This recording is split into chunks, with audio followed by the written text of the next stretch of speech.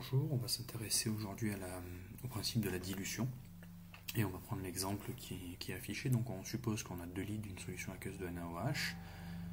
Cette solution aqueuse est concentrée à 0,5 molaire et nous souhaitons préparer 100 ml d'une solution NaOH concentrée à 0,1 molaire, donc 5 fois moins concentrée. Donc comment procéder, et sachant que nous avons une solution initiale, quel volume de la solution initiale prélevé. Alors la première chose que l'on peut réaliser, c'est le calcul du nombre de moles de NaOH que nous allons obtenir dans la solution finale, dans la solution désirée. Donc le nombre de moles, je l'appelle final parce que c'est celui que nous allons avoir à la fin, de NaOH, eh bien c'est égal à la molarité de NaOH, donc la molarité finale. Je peux appeler CF ici, puis VF ici. Et donc cette molarité finale c'est 0,1 molaire, et puis le volume final c'est 100 ml. Donc sans aller plus loin dans les calculs, on sait que nous souhaitons ça. Alors nous avons à notre disposition un volume initial de 2 litres et une molarité initiale de 0,5 molaire. Alors on voit tout de suite que si on prend la totalité, ça nous amènera évidemment à rien, puisque 2 litres fois 0,5, donc 2 fois 0,5 ça fait 1. Donc on a une mole. Et ce qui est beaucoup trop comparé au nombre de moles final. Donc nous n'allons pas pouvoir prendre les 2 litres, de toute façon on ne veut que 100 ml, donc il n'est pas question de prendre les 2 litres. Nous par contre, ce que l'on sait, c'est qu'on va devoir en prendre une certaine quantité en termes de nombre de moles, et ce nombre de moles doit être identique, le nombre de moles initial qu'on va devoir prélever ici, doit être identique au nombre de moles final. Quel nombre de moles allons-nous devoir prélever? Donc il suffit de faire le calcul. Ici nous avons CF, donc 0,1, VF 100 ml, donc on fait 100 fois 10 puissance moins 3, donc ça nous fait 0,1, et on voit tout de suite que c'est bien plus petit. Donc la question qui va se poser, c'est quel volume initial prélevé? Sachant que le nombre de moles initial, c'est le volume initial de NaOH, celui que l'on cherche à prélever. Voilà, quelle est cette valeur? Et la molarité initiale, celle-ci, on n'a pas le choix, c'est 0,5. C'est de NaOH.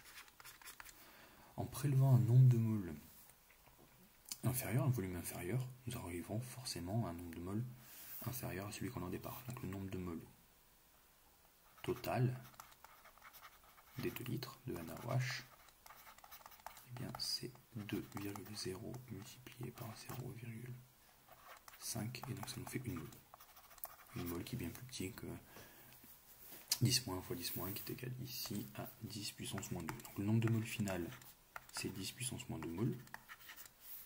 Une finale de NaOH.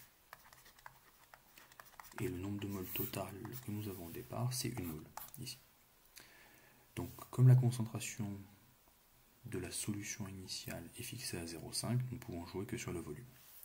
Donc à partir de cette première équation que je vais encadrer ici en vert, nous allons pouvoir déterminer le volume de cette solution, donc des 2 litres de cette solution.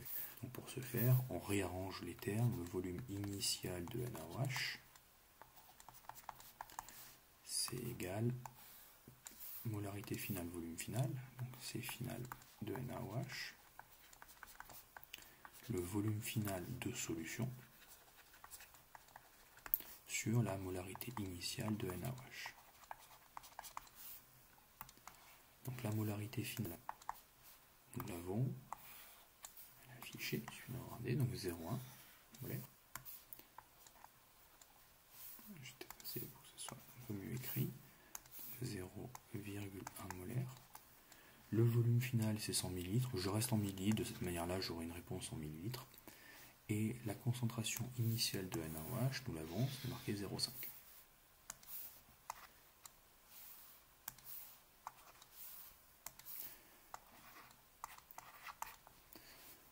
Nous avons donc un volume à prélever qui sera égal à 20 ml. Donc le volume de solution à prélever sera égal à 20 ml. Pour le protocole expérimental exact, je vous renvoie à une autre vidéo. Dans les grandes lignes, nous prenons 20 ml avec une pipette jaugée, matériel de précision. Sachant que nous voulons préparer 100 ml, on lit dans une fiole jaugée de 100 ml et nous complétons jusqu'au trait de jauge après avoir pris le soin de remplir la fiole seulement aux 2/3, de l'homogénéiser, en faisant bien attention à l'endroit où on pose le regard pour éviter les erreurs de parallaxe. Donc pour les détails, je vous renvoie vers une autre ressource déjà publiée.